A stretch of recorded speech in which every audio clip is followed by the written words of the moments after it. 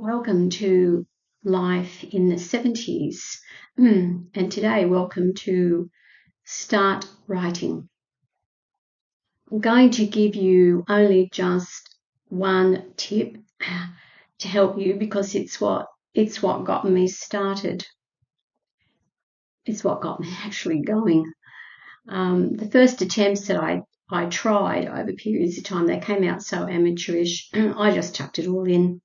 Better known as that little voice in your head telling you what you can't do.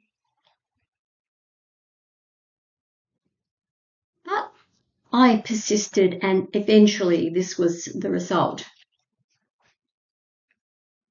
6 years listening to the little voice, and then finally deciding I wasn't going to listen to it anymore.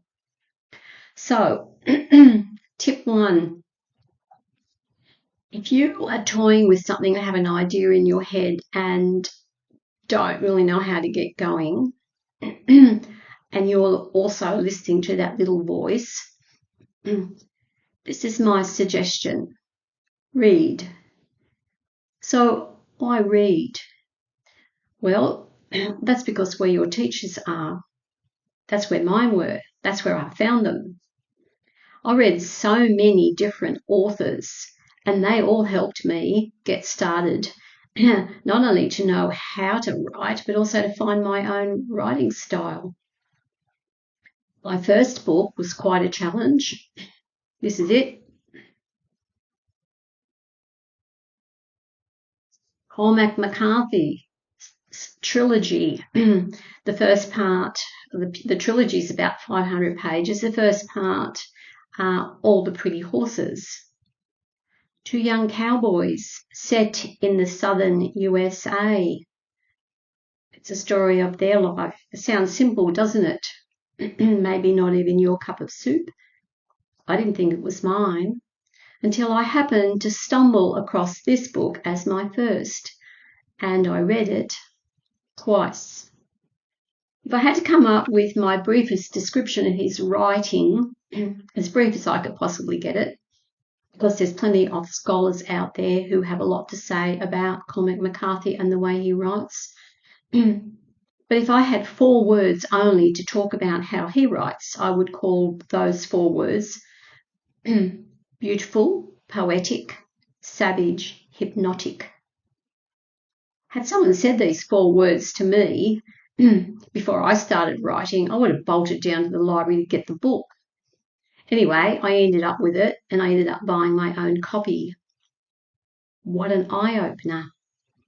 I was plunged into a world of such creative writing, it was almost dizzying. Then add to that the fact that he uses very little punctuation, few commas, very few clauses, no ands, and no dialogue punctuation whatsoever. So it took me a while to figure out who was talking to who and when. Cormac McCarthy makes his readers do a lot of work, and I like that. And that was something that I learned very early on.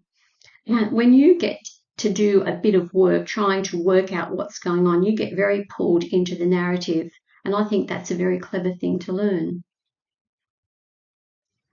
So just one other little tip that I got from reading Cormac as my first challenge author.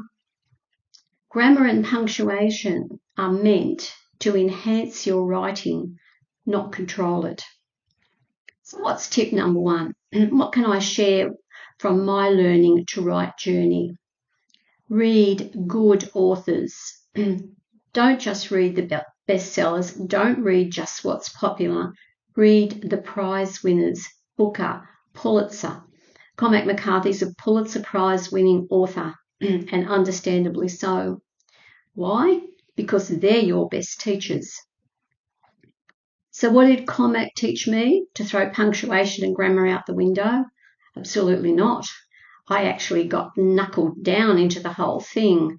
I had to get my head around grammar, punctuation, and dialogue punctuation. But in reading my first book, I got a lot of insight how to write. And two of the takeaways that I got from reading Cormac's work, I think I've read about 4 of his novels now. 1, your characters are the backbone of your story. And 2, descriptions of scenes and people and what's going on in the background should be minimal, except when they're connected directly to the story. This is not easy to do.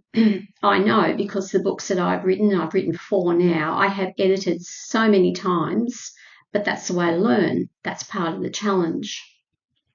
And I think that if you're just beginning to write, if you read the best authors, you're learning from the masters. There isn't anyone better. Next time, I'll share with you what I'm learning about the difference between showing and telling and how you can apply this to your writing. I'll see you then.